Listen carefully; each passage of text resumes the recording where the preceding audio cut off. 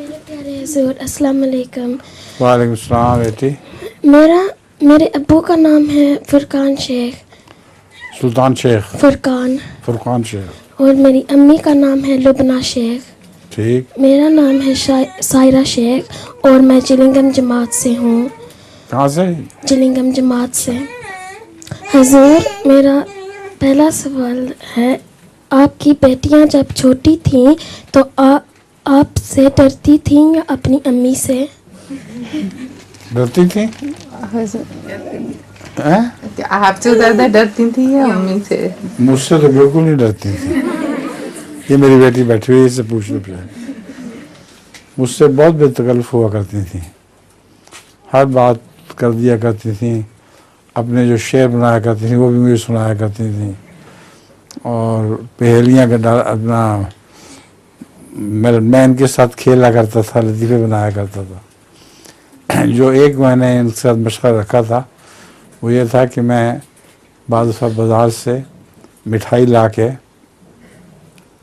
अपनी जो पेंट्री होती थी वहाँ ऊपर किसी जगह छुपा दिया करता था, और कभी किसी जगह बदल बदल के।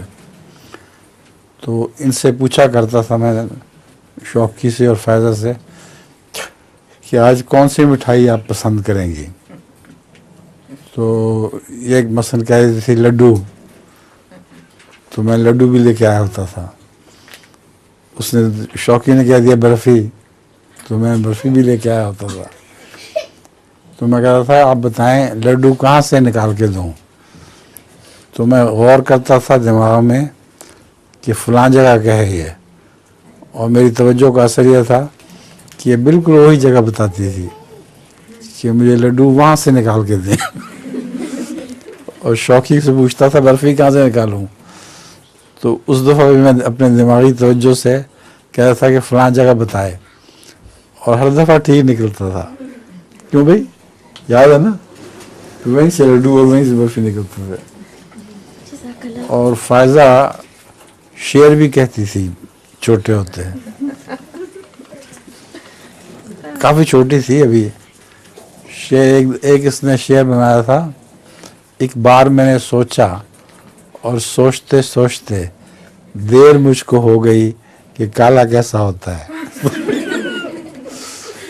इस शेर को शौकी ने सफ़ेद दीवार पे काले कोयले से लिख दिया था। काला कैसा होता है का जवाब भी आ गया बीच में। अच्छा जी, किसका सवाल था ये?